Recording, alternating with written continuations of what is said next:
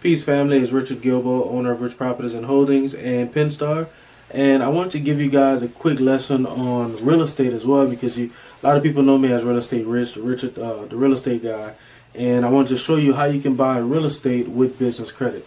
So what we're going to go over is a strategy called syndication. A lot of people don't know about it, but it's used by a lot of high level guys. You know, people who have 1,000, 5,000 units, 500 units, 300 units, things like that.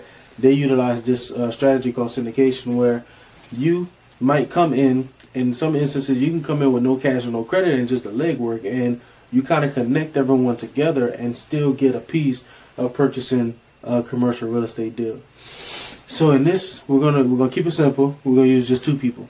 This will be you with your credit score, and a friend of yours with $70,000 who has this property. So you know a guy with 70K cash, 70,000 cash. He found this property. It's a 20-unit apartment building, and is for sale for $1 million. If you used to get an SBA loan, you can put 10% down and purchase this property. But 10% of $1 million is $100,000. Your friend only has 70, so meaning he's missing $30,000. But he'll come to you and say, "Look, I have $70,000. If we can partner together, we can buy this $1 million property, this 20-unit apartment building." But you don't have $30,000. All you have is a 680 credit score. So with business credit, you don't need to have good personal credit. You don't need to have credit, cash flow, collateral. You don't even need to have a business that's been up for years and years.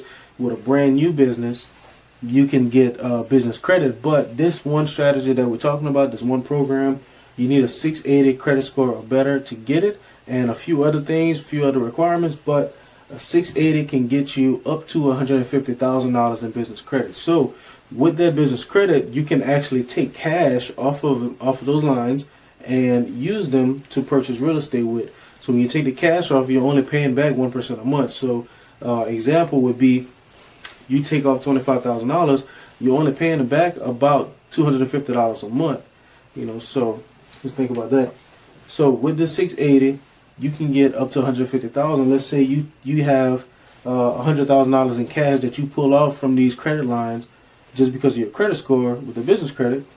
So now you have $100,000.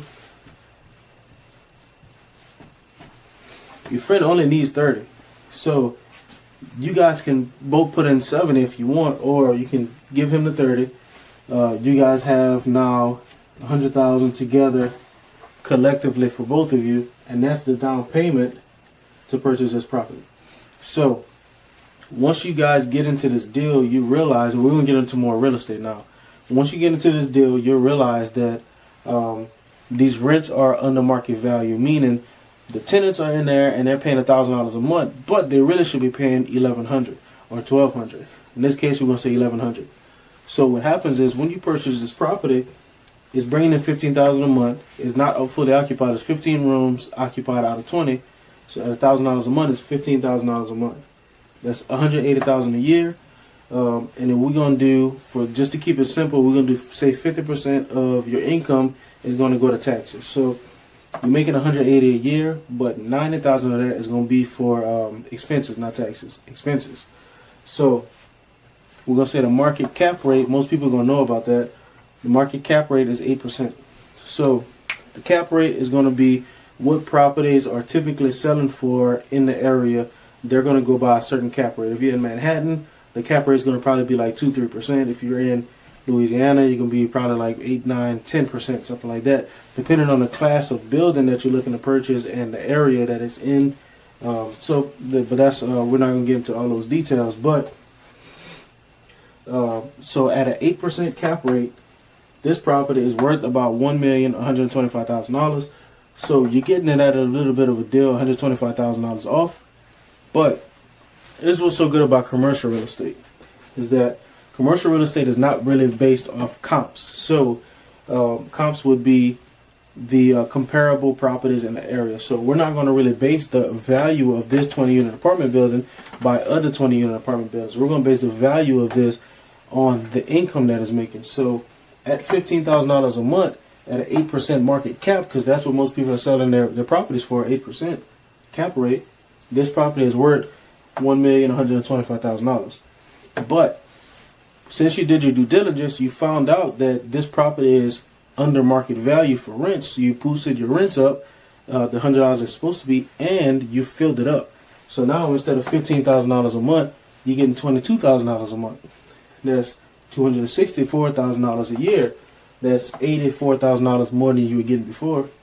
Plus, like I said, if your commercial real estate property goes up in income, it also goes up in the value. So it's forcing appreciation into this property. So when you first bought it, let's say 30 days ago, 60 days ago, it was worth $1.125 million. Now, since you done boosted the rents up back to where it needed to be, you might have painted the parking lots, you might have changed the shutters, might have painted the building or whatever it is, but you boosted those rents up $100 and you filled it up, got more renters in there, which altogether makes it more income. Now it's worth $1,650,000. So in 30, 60, 90 days, you just boosted up the value of your property by over $500,000 just from this one strategy, and it's all from just purchasing this property with a partner using business credit. Now, we didn't even talk about the rest of the money that you have because you only used 30 to partner with him. You still got $70,000 that you took out of cash, and you still have your business credit line, and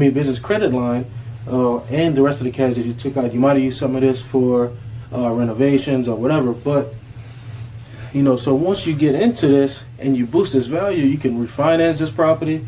You can get all that capital out, and you already got $500,000 in equity already. So maybe you might want to tap into that some kind of way. Because I have a partner. I also have a commercial real estate lending partner where you guys can use equity to purchase another property. So you can refinance it.